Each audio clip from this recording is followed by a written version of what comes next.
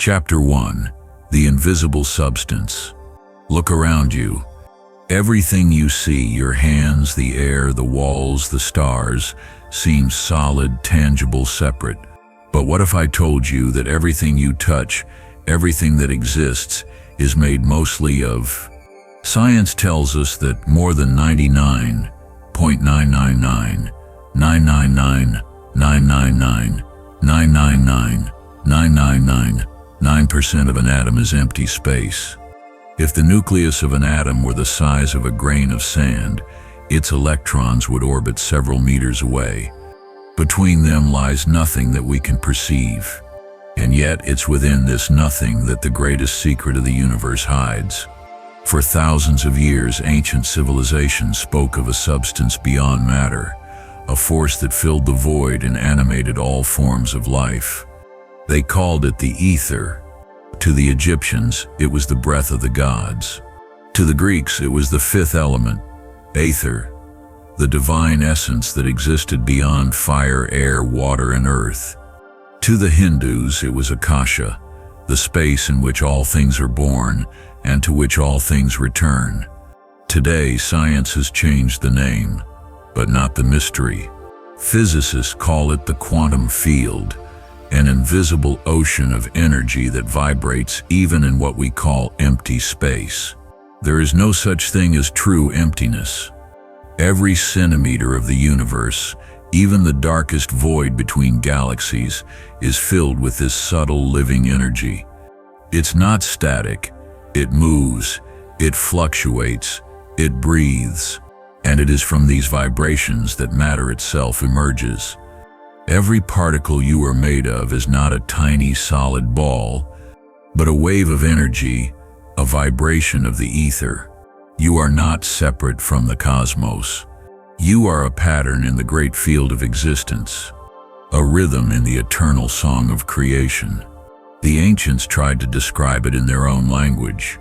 Hermes Trismegistus said, "As above, so below," meaning that everything in the universe, from the movement of the stars to the beating of your heart, follows the same laws, because everything is born from the same invisible fabric. The ether was seen as the bridge between spirit and matter.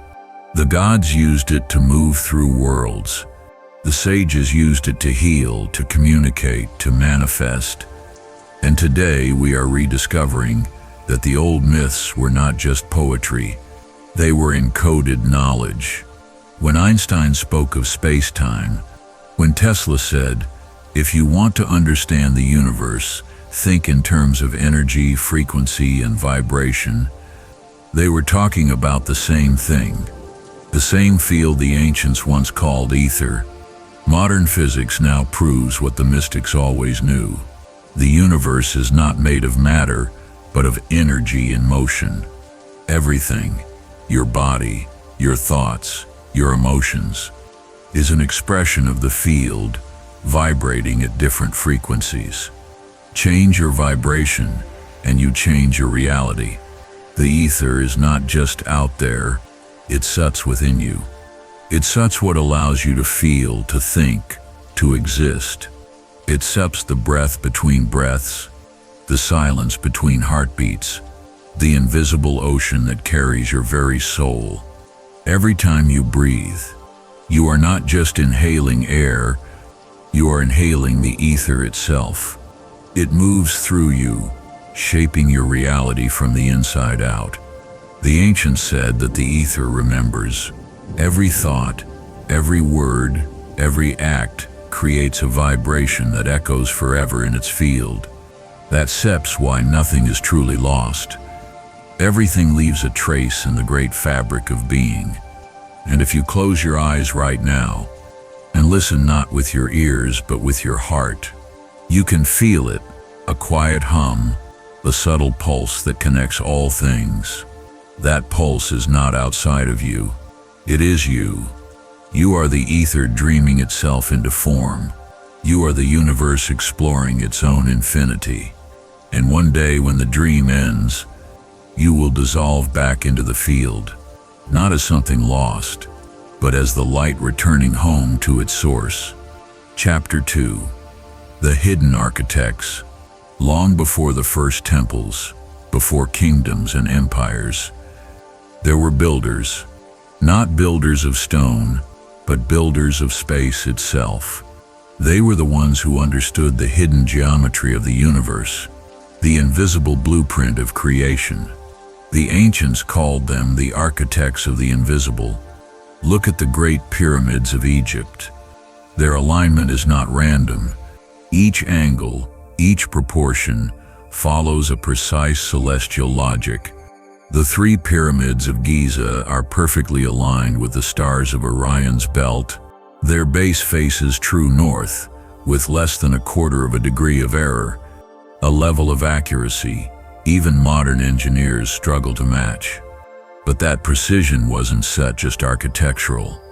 It was vibrational. The ancients knew that form affects energy. That geometry is not just mathematics, but resonance. A pyramid, they believed, was not a tomb, but an instrument, a device that could channel the breath of heaven into the earth. When you step inside a pyramid, the air changes. There steps a dense silence, a subtle pressure. Modern measurements confirm this. The inner chambers amplify specific electromagnetic frequencies. The stones themselves hum with energy, as if singing softly to the cosmos. The architects of the invisible knew this. They built according to the laws of sacred geometry, the same proportions that shape galaxies, flowers, and human DNA. For them, to build was to crystallize vibration, to turn the invisible into form. The Egyptians called it Heka, the science of living energy. The Greeks called it harmonia, the art of aligning the soul of matter. The Hindus called it Vastu, the sacred architecture of the gods. 3 cultures, 1 truth, geometry as the language of creation. But this architecture didn't only exist in temples. The human body itself was seen as a sacred structure, a temple of living ether. Every bone, every organ, every gland was a resonance point, a harmonic of the cosmic field. The great temples mirrored this design. They were maps of the human form. From above, the temple of Karnak resembles a spine. Angkor Wat blooms like a lotus. The Gothic cathedrals of Europe echo the crystalline geometry of the human heart. The builders said, "The stone is alive." They were right. Granite contains quartz, and quartz vibrates. It's the same mineral that powers our modern electronics and watches. The pyramids, built of limestone and granite, were not mere monuments. They were energetic circuits connecting earth and sky. When sunlight struck their faces, the structure absorbed heat, light, and magnetic energy. The entire monument became a resonator, a bridge between heaven and earth. The priests who entered these chambers were not worshippers. They were engineers of consciousness. They understood that sound shapes matter. Through deep, resonant chanting, they activated the frequencies of the stone. Their voices became keys, unlocking vibrations that made the temple itself breathe. Modern science calls this cymatics. When sound waves create geometric patterns in matter, sand, water, and even light organize themselves into precise mandalas under specific tones. The ancients knew this long ago. Their temples were giant instruments, interfaces between dimensions. Every chant, every ray of light, was a dialogue between the seen and the unseen. Today we see ruins, but they saw machines of spirit. And across the world, from Egypt to Mexico, from China to Peru, the same geometry appears, the same angles, the same alignments, as if all these civilizations had received the same instructions. But from whom? How could people separated by oceans and millennia then build with such identical codes? Maybe they didn't learn it from anyone. Maybe they simply remembered, because the blueprint isn't written in books. It sets imprinted in consciousness itself. Every civilization that attunes to the ether receives the same geometric truth, the same divine language. The universe is not chaos. It is order in motion, the living geometry vibrating with intelligence, and those we once called gods may have simply been beings who mastered that geometry. The architects of the invisible were not magicians, they were scientists of a forgotten science, one that united physics, sound, and spirit. They knew the secret. The universe itself is an instrument. Matter is nothing but frozen music, the sound of the void made visible. Everything is frequency. Every cell, every star, every thought is a note.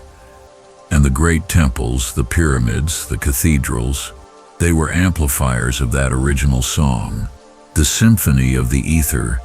And maybe the architects of the invisible never disappeared. Maybe they still exist, well, not in stone, but in those who remember. Those who build not with their hands, but with their hearts and their consciousness. Because in truth, every human being is an architect. Every thought shapes the field. Every act builds the invisible. You are constructing your own temple, moment by moment, vibration by vibration. And the blueprint for that temple is written inside your soul. Chapter 3, The Breath of the Void. Look closely around you. What do you truly see? Walls, objects, colors, shapes, the apparent fullness of the world. But beneath that illusion of solidity lies a shocking truth. Everything you see is almost entirely empty. An atom, the building block of all matter, is 99.999999999999999% empty space. If the nucleus of an atom were the size of a grain of sand, its electrons would be orbiting several meters away. Between them, nothing. And yet, this nothing is not nothing. It is the breath of the universe. The ancients knew it. They spoke of the void not as absence, but as presence in its purest form. A living, vibrating emptiness. The silent field from which all things emerge. The Hindus called it Shunyata, the sacred emptiness, not a void of despair but of infinite potential. The Buddhists said form is emptiness, and emptiness is form, meaning they are not two but one. The visible and the invisible dance together, inseparable, eternal. Modern physics, after thousands of years, is only now catching up to that ancient wisdom.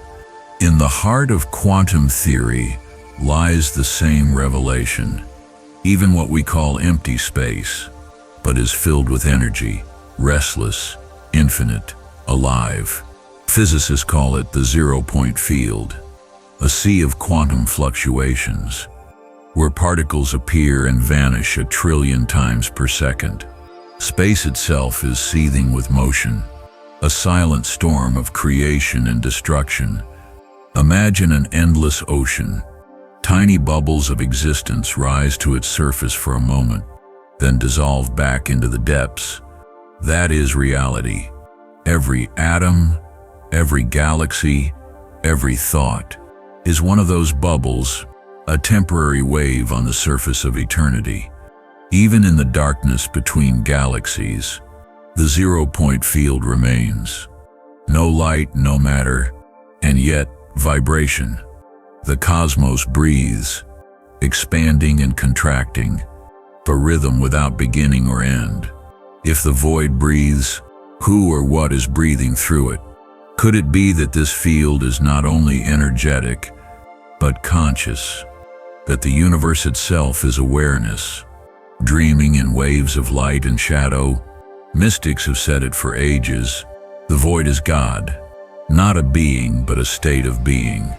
A boundless intelligence without shape or limit. Not someone, something, the essence that watches, feels, and gives birth to all forms. Science describes it with equations, but even the greatest minds stand before it in awe. Because if the void contains all the energy of the universe, then every inch of space, every atom in your body, contains the entire creation and potential. That's hips, not poetry. It's subs fact. According to quantum theory, a single cubic centimeter of empty space contains enough energy to boil all the oceans of Earth, if only we could tap into it. We don't see it because it's in perfect equilibrium, a vast sea of forces canceling each other out.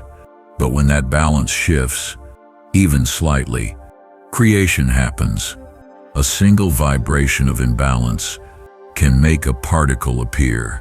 A ripple in the field births a universe. Physicists call it a quantum fluctuation. Mystics call it the breath of God. Many cosmologists now believe that the entire universe was born from one of these fluctuations, that the perfect stillness of the void trembled for an instant, and in that tremor, time, space, and matter were born. If that sits true, then all of creation is a breath in the life of the void. The ancients didn't need telescopes to know this. They saw it in meditation. They said the universe expands and contracts. A cosmic inhale and exhale. Life, death, rebirth, the heartbeat of infinity, the cosmic breath. What we call the Big Bang and the Big Crunch are simply two moments of that rhythm. The exhalation of the one into the many, and the inhalation of the many back into the one. And you, your body, your lungs, your heart, repeat this same rhythm. With every breath you replay the act of creation. You inhale the universe. You exhale yourself back into it. You are a miniature cosmos, a reflection of the eternal breath. The void breathes through you. In deep meditation, when the breath slows and the mind becomes silent, some report that the body seems to disappear. Yet something continues to breathe. Not the lungs, but space itself, as if the void were moving through them, filling them, dissolving them. The Zen master Hakuin once said, "When I awakened, I found no self, only the mountain breathing." That mountain breath is the same void, alive, aware, infinite. The physicist calls it the zero-point field. The mystic calls it the breath of God. The poet calls it silence. But all are pointing to the same truth. Emptiness is not nothing. It is everything. The void is not the absence of life.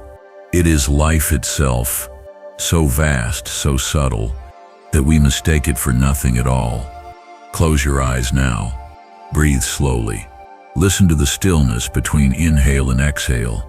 That pause, that eternal second of silence, is the breath of the void, the place where all things are born and to which all things return. In that silence, you are not separate from the stars, or from God, or from anything. You have never left the void. You are its dream, its movement, its light, and the void has never stopped breathing. Chapter 4. The Memory of the Ether. There exists a kind of memory far older than words, a memory that is not written in books or carved into stone, but woven into the invisible fabric that connects all things. The ancients called it the ether. To them, the ether was not just a concept, it was a living presence, the breathing substance of creation itself, the bridge between mind and matter, the silent field that remembers everything. Every vibration, every emotion, every thought leaves an imprint in this field. Nothing is ever truly lost. Every whisper, every prayer, every heartbeat continues to ripple across the ocean of ether, like waves that never fade completely. The Greeks called it the quintessence, the fifth element, The Hindus called it Akasha, the great space that holds the record of all that ever was and will be. Modern mystics call it the Akashic field, but the name doesn't matter. The truth is the same. The universe remembers, and you are written into that memory. Every moment of your life, every dream, every breath, vibrates through the ether. It records everything, not as words or images, but as pure frequency. That's why some places feel charged. An ancient temple, a battlefield, a forgotten house. You step inside and you feel something. A heaviness, a warmth, a presence. It's not imagination. It's the resonance of memory imprinted in the ether. The ancients knew how to work with this. Egyptian priests purified temples before every ritual, not by dusting the stone, but by cleansing the vibration. They used sound, breath, and sacred geometry to erase the energetic residue of the past, to bring the field back to harmony. Shamans in the Americas did the same, using smoke, drums, and chant to clear the space. They understood that everything has frequency, and that disharmony could be healed with sound and intention. Today, science is beginning to rediscover what they knew. Quantum physics now suggests that space itself carries information, that the universe keeps a record of everything that has ever happened within it. Experiments show that when two particles interact, they remain connected, even across vast distances. Change one and the other remembers. Space itself holds the echo of connection. This is the memory of the ether, a living archive, everywhere and nowhere at once. An intelligent field that stores not just data, but experience, emotion, meaning, and perhaps this is where intuition comes from. That mysterious knowing without explanation. When you just know something, maybe you are tuning into the ethercept's memory. You are reading the record of the universe, like an ancient song vibrating through your being. Each time you say, "I feel it," that feeling may be the ether speaking to you, the living field reminding you of something you already knew. The ancients were obsessed with purity of thought, not for moral reasons, but because they understood vibration. Every thought you think shapes the field around you. The ether responds to your inner frequency. It mirrors it. That's why the wise said, "As within, so without." You don't attract what you desire. You attract what you are. When you feel gratitude, your frequency resonates with harmony, and the field responds in kind. When you live in fear or resentment, your energy contracts, and the field reflects that contraction. The ether is not just memory. It's interactive. It listens. It reacts.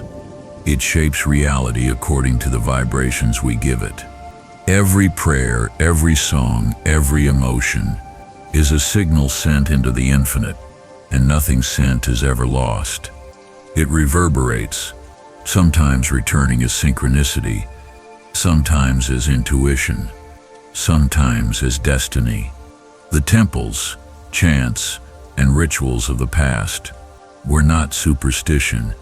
They were tools, ways to write into the ether, to program reality through vibration. The ancients knew sound, light, and geometry were the languages of the cosmos. They said, "What man forgets, the field remembers."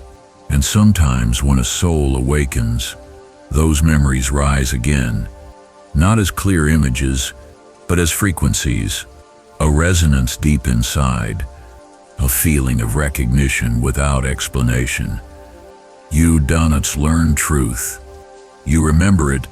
It was always within you, stored in the fabric of the ether. In this field, time does not flow linearly.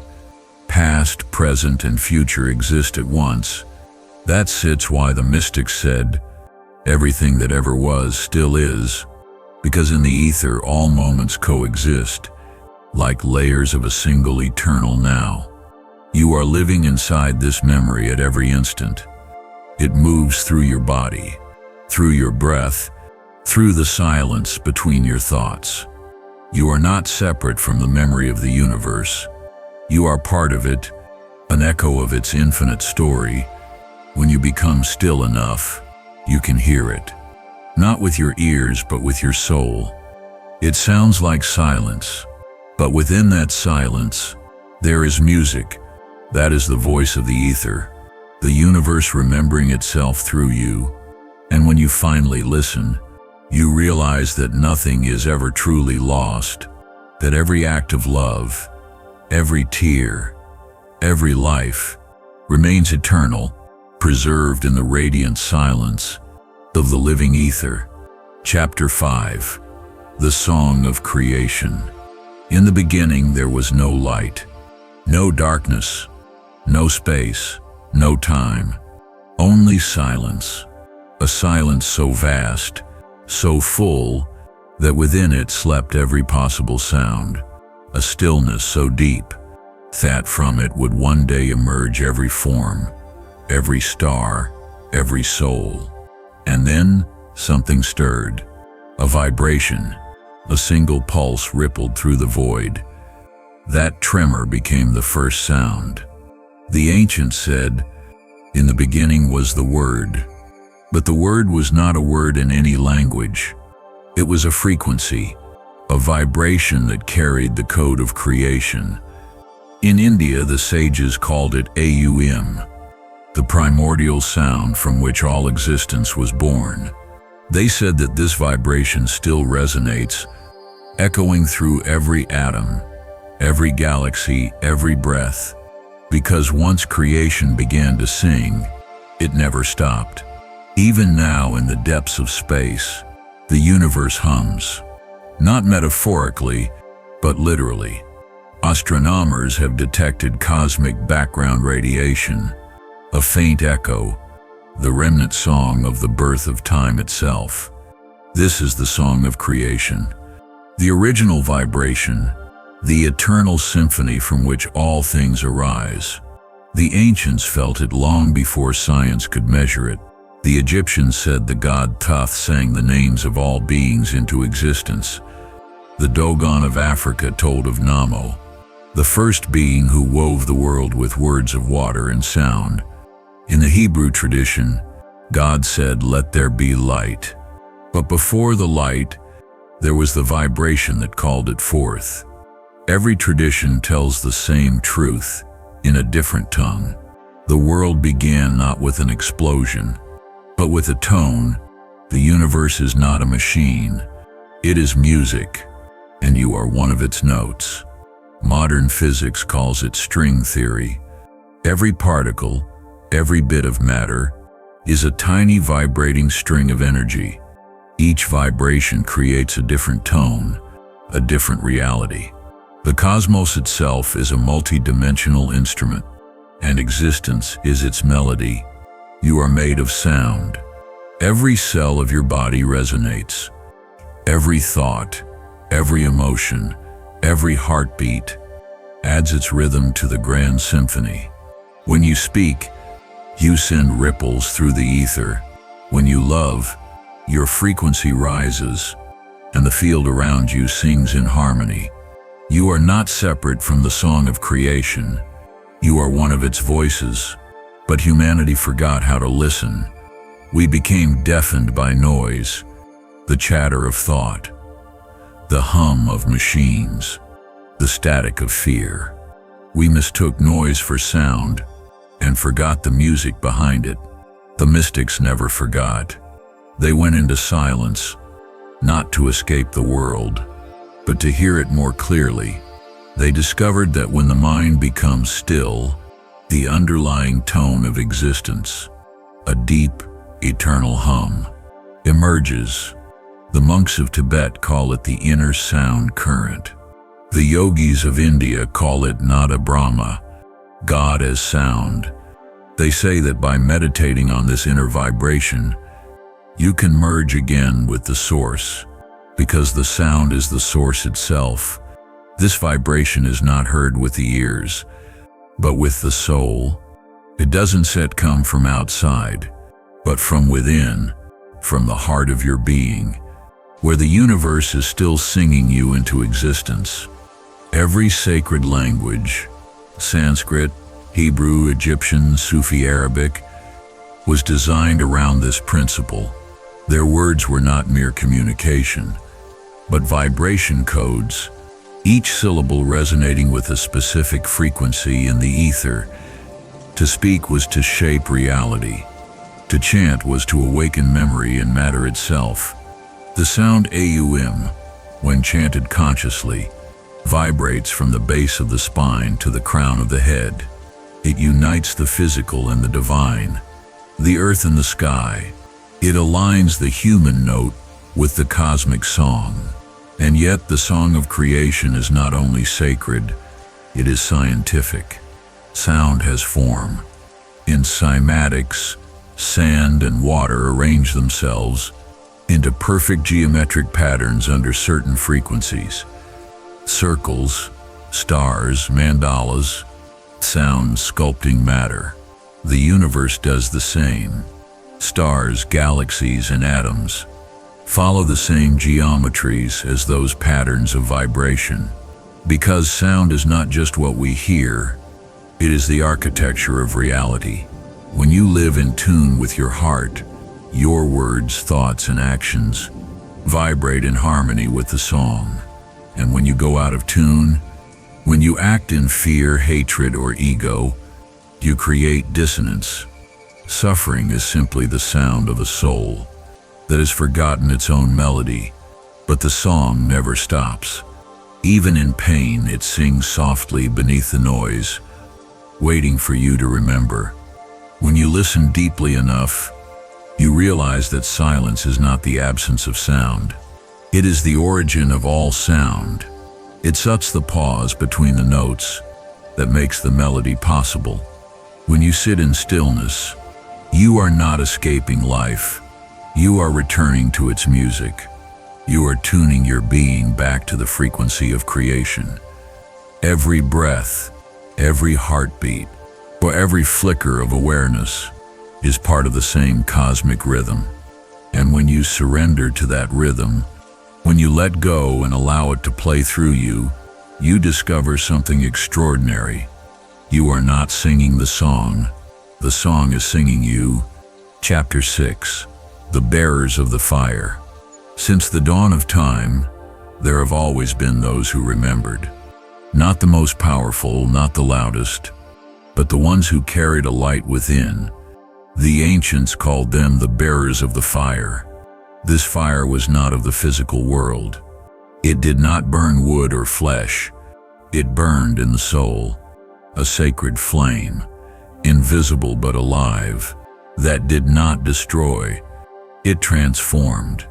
We find them in every culture, under every sky. Prometheus, who stole fire from the gods to awaken humanity. Moses before the burning bush, speaking with the light itself. The shamans who kept the eternal flame in the center of the circle. The yogis who spoke of Agni, the inner fire that burns in the heart of every living being. Different names, one truth. The fire of consciousness, the light of awareness shining through matter. But with time, the world forgot. The fire was buried under layers of noise, fear, and doubt. Humanity turned outward, seeking power in machines and metal, forgetting that the greatest power of all was already within. Yet the fire never died. It only went silent, waiting for someone to breathe it back to life. And when the world grows cold and mechanical, it is the bearers of the fire who return, quietly, humbly, to reignite the heart of the earth. They are not saints or prophets. They don't just wear crowns or robes. You might pass them on the street and never know. They could be artists, dreamers, healers, a child with wonder in their eyes, an old soul smiling for no reason at all. What makes them different is not what they know, but what they carry. When they speak, something awakens in you. When they look at you, you feel seen, truly seen, as if the fire inside them had touched the fire inside you. They do not preach. They remind. They don't give you their light. They show you your own. Because the fire cannot be taught, only remembered. The ancients said that one being filled with light can balance the darkness of 1,000 hearts. For light doesn't fight the dark. It simply shines, and the darkness disappears. The bearers of the fire know this. They do not battle the world. They warm it. They walk quietly through the night, and wherever they go, fear melts like frost before dawn. Their fire is made of 3 flames: clarity, compassion, and courage. Clarity sees through illusion. Compassion embraces all things as one. Courage acts, even when fear still whispers. Together, these 3 flames form the purest light, the light of awakened consciousness. The bearers of the fire are not owners of this flame. They are its guardians. They feed it with their silence, their truth, their love. And when they meet another soul ready to awaken, they pass it on, not through words, but through vibration. Sometimes a single look, a smile, a moment of presence is enough, and a new flame is born. And so the fire travels, from heart to heart, from age to age, never extinguished. Even in the darkest centuries it survived, hidden underground, in mountains, in dreams, carried by those who could not forget. Artists who painted with light, poets who wrote with fire, lovers who saw God in each other's eyes.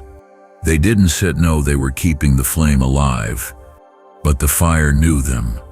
It burned in their passion, in their longing for truth, in every act of kindness, in every moment of beauty. Because that's what this fire is, the essence of life itself. And you too have felt it. That warmth in your chest when something moves you deeply. That spark in your eyes when you do what you love. That trembling in your heart when you hear a truth so beautiful it hurts. That's the fire, the same eternal flame that has burned since the beginning of time. Religions built temples for it. Mystics whispered its name. But the fire doesn't belong to any faith. It belongs to everyone. It is everyone. When you meditate, it becomes light. When you love, it becomes warmth. When you create, it becomes flame.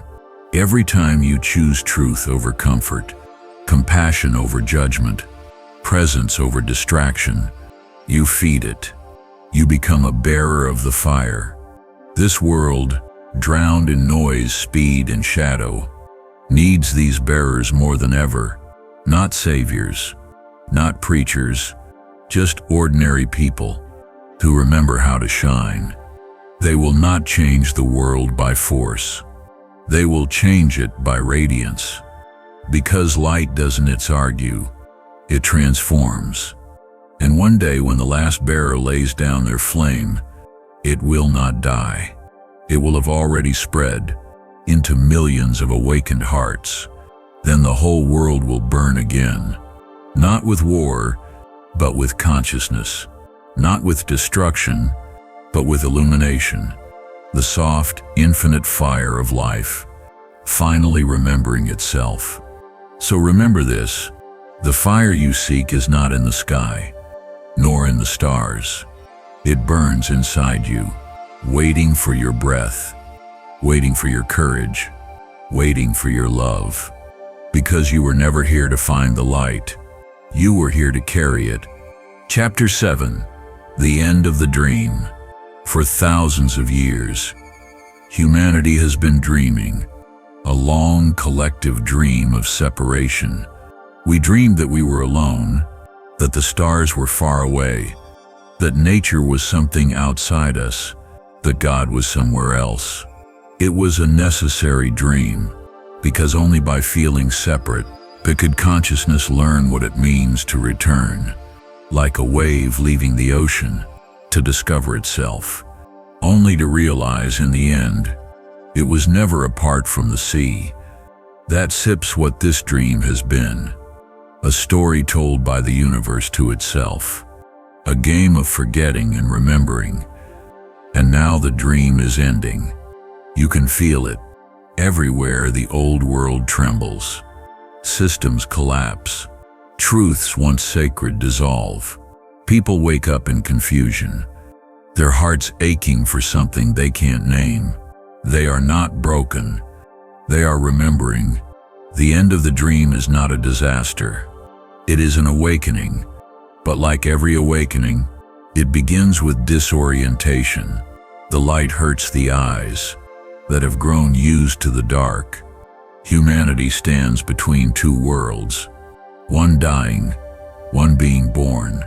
The old world was built on matter, on competition, on survival. The new world is built on vibration, on connection, on consciousness. The old was a pyramid, the new is a field, and the shift between them is not happening in governments or institutions. It's happening inside you, because reality doesn't change. When the world changes, reality changes.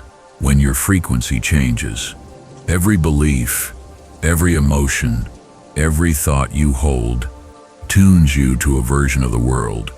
Fear aligns you with chaos. Love aligns you with harmony. The universe is not punishing or rewarding you. It's mirroring you. That's why the masters of old said, "The world is as you are," not metaphorically, literally. Your vibration writes the code of the dream you live in. And when enough of us change our frequency, the dream itself shifts. A new earth begins to emerge, not by revolution, but by resonance. This is what the ancients meant when they spoke of the end of the age, not destruction, but transmutation. The caterpillar dissolves in darkness, not because it is dying, but because it is turning into something the world has never seen. So too humanity. We are dissolving in confusion, in chaos, in change, so that something luminous can take form. The ether itself is rearranging. The vibration of the planet is rising, and with it every soul that dares to stay awake. Some will cling to the old dream. They will call the awakening madness. They will defend their illusions, their boundaries, their certainty. And it's okay. They too are part of the story. You cannot force a flower to bloom. You can only hold the light and wait for it to open. The ones who awaken first are not better. They are simply the first to remember that the dream was never real, that separation never existed, that every atom of your body is the universe looking at itself. This is why the mystics smiled, even in chaos. They saw through the veil. They knew the end of the dream was the beginning of truth. And truth, when it comes, does not arrive with thunder or fire. It arrives as silence. It whispers softly, "You were never lost." You begin to laugh through your tears. You look around and see that the world you feared to lose was only a reflection, and what remains was always eternal. This is the great paradox of awakening. You lose everything and discover you lacked nothing. You die without dying. You wake up and realize you were never asleep. The dream is ending, but not because the world is collapsing. It's because the dreamer is waking up. And as you wake, you realize something extraordinary. The ether has always been alive. It never left you. It never stopped breathing you into existence. Every breath you take is the universe exhaling through you. The space between your thoughts that stillness you sometimes glimpse in meditation. That is not emptiness. That steps home. That sips what you've been searching for in every face, every place, every lifetime. It was never out there. It was always here, behind the noise, beneath the fear, within the silence. And when you touch that silence, you understand the dream was never wrong. It was beautiful, because without forgetting, you could not have remembered. Without shadow, you could not have known the light. Without separation, you could not have felt the joy of unity. So do not curse the dream. Bow to it. It gave you yourself. And now, as the dream dissolves, you are not falling into chaos. You are awakening into infinity. The walls are not collapsing. They are becoming transparent. Matter is not dying. It's revealing its true nature, tall light. The ether is returning, or perhaps we are returning to it. The great circle closes, and the music begins again. The dream is ending. The sleeper is stirring, and the light that once hid itself in flesh is rising once more, as memory, as awareness, as you, because the dream was never just a dream. It was God remembering what it feels like to be human. And now, you are remembering what it feels like to be divine. Chapter 8, The Return to Light. There is a moment in every night when darkness reaches its deepest silence, and just before dawn, when all seems lost, the first light appears. That is where humanity stands now, on the edge between shadow and sunrise, between what we were and what we are becoming. The ancients called this moment the return to light, not just the turning of the sun, but the awakening of consciousness itself. For light is not only photons or fire, it is awareness. Every time you understand, forgive, or love, you bring light into the world. You expand it. You become its vessel. Light has no opposite. Darkness is not its enemy, only its absence. When light appears, the shadow vanishes, because it never had substance to begin with. You are made of this same light. It flows through your cells. It burns in your eyes.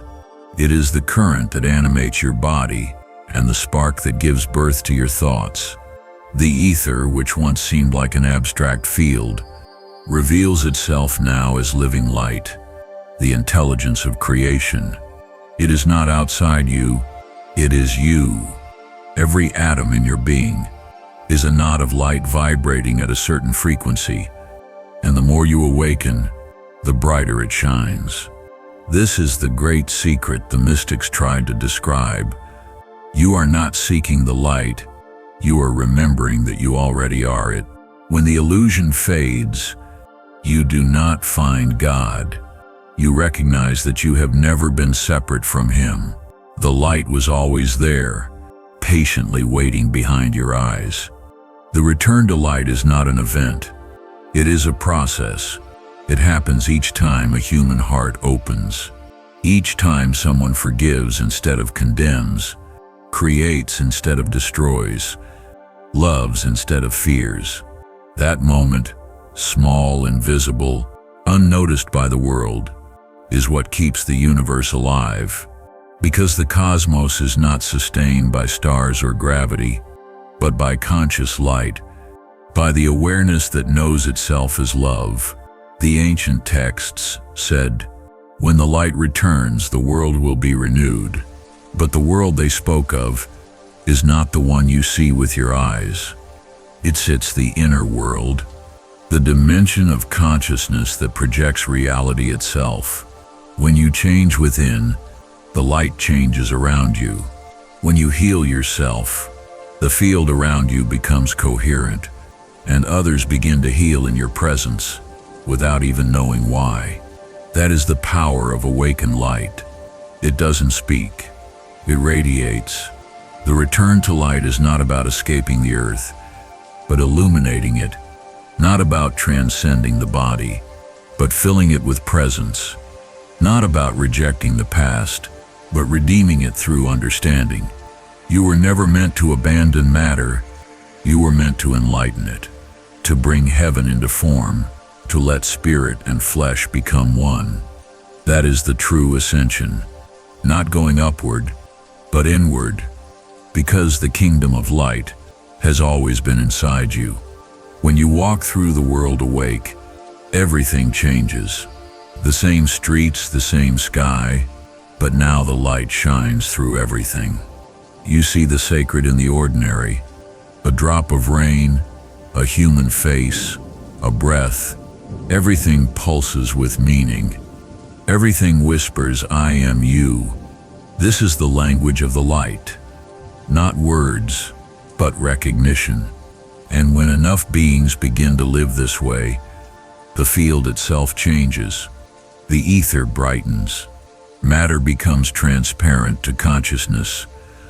The world begins to shimmer, as if waking from a long sleep. This is not fantasy.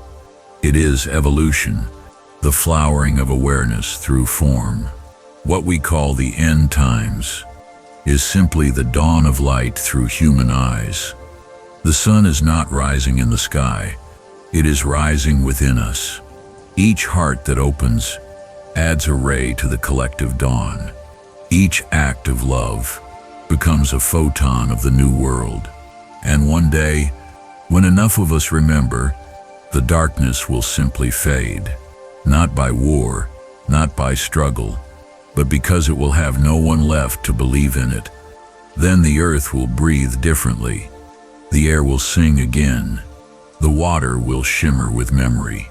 And humanity, freed from its dream of separation, will stand in awe, remembering that it was always made of light. The return to light is not the end. It is the beginning of real life. A life lived consciously, in harmony with all that is. A life where every thought creates beauty, and every breath honors existence. It is the moment when the universe stops expanding outward and begins to shine from within, and that moment begins with you. When you choose to forgive, when you choose to love, when you choose to see light where others see shadow, you become the dawn. And the dawn does not fight the night. It simply rises. Chapter 9. The Awakening of the Heart. There is a power in you that no empire can command, no science can measure, and no darkness can extinguish. It beats quietly in your chest. The heart, not just the organ of blood, but the center of your being, the bridge between heaven and earth, between spirit and form. When the ancients spoke of enlightenment, they didn't set point to the mind, they pointed to the heart, because it is here, where the infinite becomes personal, and the divine learns to love itself through you. The heart is not a metaphor, it is a portal. Every beat sends not only blood, but vibration, waves of electromagnetic light that extend beyond your body, touching everything around you. Modern instruments can now measure this field. It expands several meters in every direction, changing its frequency with every emotion you feel. When you are angry or afraid, it becomes chaotic. When you are peaceful or loving, it becomes harmonious, a perfect rhythm of coherence. This is what the sages knew long ago. The heart is not just part of your body is part of your heart. It is the center of the human energy system, the meeting point of the physical and the spiritual. When your mind is lost, when your soul feels far away, it is the heart that remembers the way home. Because the heart does not think, it knows. It knows truth not through logic, but through resonance. It feels what is real. It senses the vibration of authenticity, that subtle recognition you feel when something rings true. That is your heart listening. For centuries, humanity worshipped the intellect, We built machines, equations, and systems to dissect the universe. But in that pursuit, we forgot the greatest intelligence of all. The intelligence of love, the awakening of the heart, is not a sentimental return to emotion. It is the evolution of perception. It is seeing through the eyes of unity. When the heart awakens, the world no longer appears as fragments. You see the wholeness behind all things. You begin to understand that there is no other, that every being you meet is another face of yourself. The bird, the stone, the stranger, the star, all are expressions of the same field, wearing different forms. When the heart awakens, forgiveness happens naturally. You no longer need to try. You simply see, and in seeing, you understand. You see that the one who hurt you was asleep in their own dream of pain. You see that even your own mistakes were necessary steps in remembering love. And so resentment dissolves like ice in sunlight. The heart has no enemies. It has only misunderstandings. To live from the heart is to live from presence, to respond, not react, to listen, not control, to give without expecting, because giving itself becomes joy. When you love through the heart, you are not losing yourself. You are expanding yourself. You are allowing the infinite to express itself through your finite form. And that love is not fragile. It is not naive. It is the most powerful force in the universe. Because love does not fight darkness. It includes it, and in including it, transforms it. This is what the mystics meant when they said the heart is the sun. It does not chase away the night. It simply shines, and everything awakens in its light. In deep meditation, when the heart fully opens, something extraordinary happens. You begin to feel not just your own pulse, but the pulse of existence itself. You feel the earth breathing, the stars pulsing, the universe moving within you. The boundary between you and all begins to dissolve. This is not imagination. It is recognition. You are remembering that the heart is the center of the cosmos, the place where God becomes aware of himself. Every heartbeat is a word of creation, every breath a prayer. And the more you live from that awareness, the more the ether around you responds. Synchronicities multiply. Intuition sharpens. Time itself bends around your vibration. Because the awakened heart is the true instrument of creation. It is the interface between consciousness and the field. Through it, thought becomes energy, and energy becomes matter. When you love, you create worlds. This is why those who live from the heart radiate peace wherever they go. They don't have to say much. Their mere presence rearranges the space around them.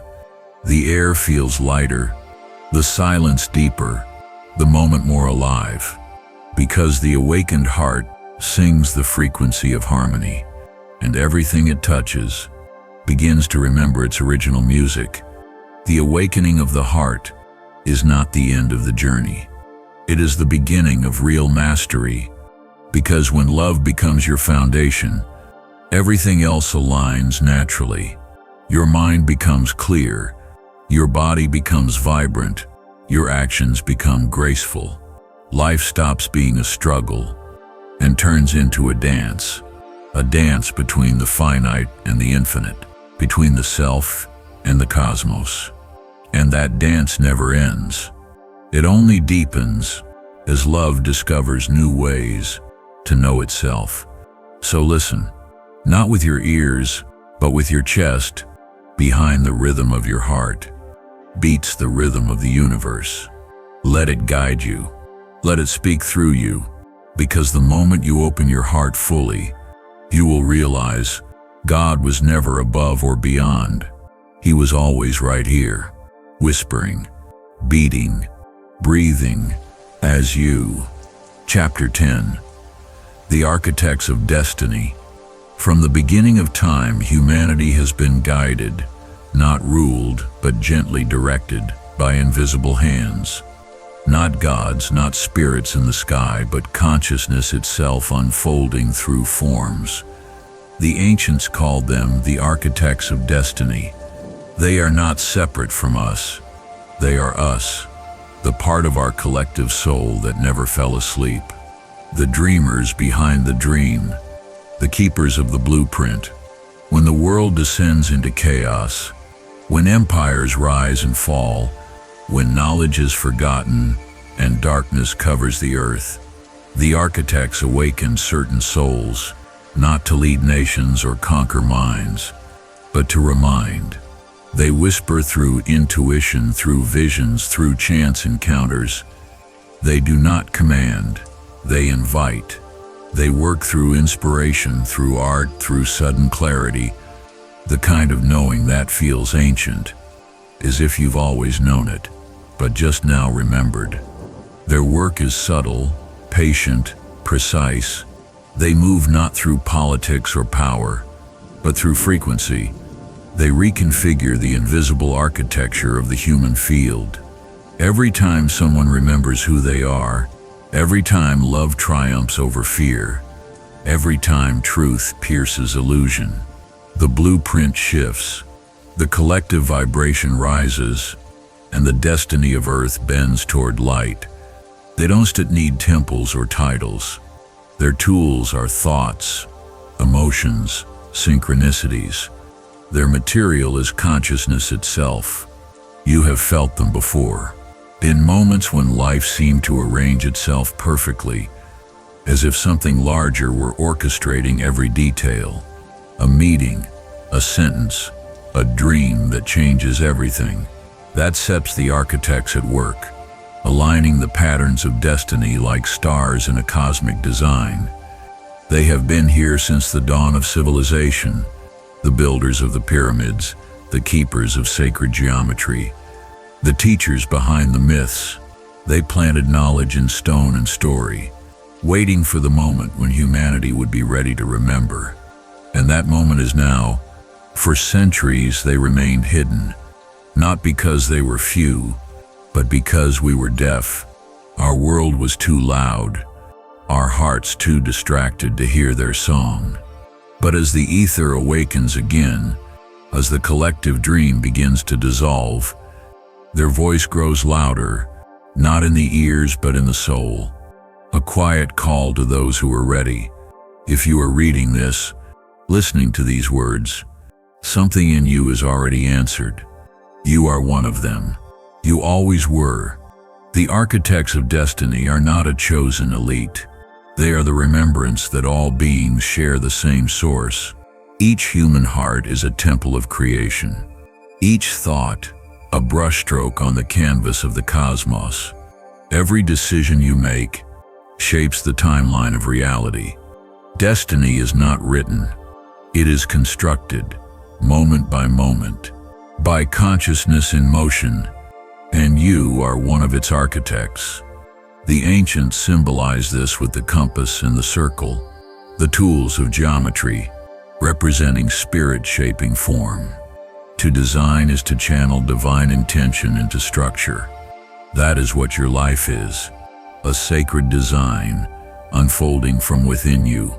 You are not a victim of fate. You are a builder of frequencies. Every emotion you feel, every word you speak, every act of love or fear lays a stone in the architecture of tomorrow. The ether responds to coherence. It listens to resonance, not noise. When your thoughts, emotions, and actions align, your field becomes a blueprint of harmony. The universe then reorganizes around that vibration, because the field follows the heart that remembers. This is how destiny is shaped, not by force, but by alignment. The architects of destiny live by this law. They do not manipulate reality. They harmonize with it. They move with the rhythm of the ether, like surfers on an infinite wave. They know that control is illusion, but resonance is power. When humanity learns to live this way, wars will no longer be necessary, because conflict will be recognized for what it truly is: a dissonant frequency seeking harmony. The future will not be built with machines, but with consciousness. Our technologies will become extensions of our minds. Our cities will hum with sacred geometry, our art will heal, and our science will serve life instead of consuming it. This is the next step in human evolution. Not smarter, not faster, but wiser. A civilization in harmony with the field, where intention creates instantly, and thought and matter dance as one. The architects are already preparing it, through you, through every act of truth, every heartbeat aligned with love. You were never small, you were never random. You are part of the equation that sustains the cosmos. Without your vibration, the universe would not be complete.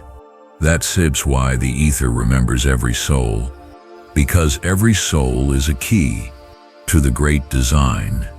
And when you finally understand this, you stop asking for destiny to change.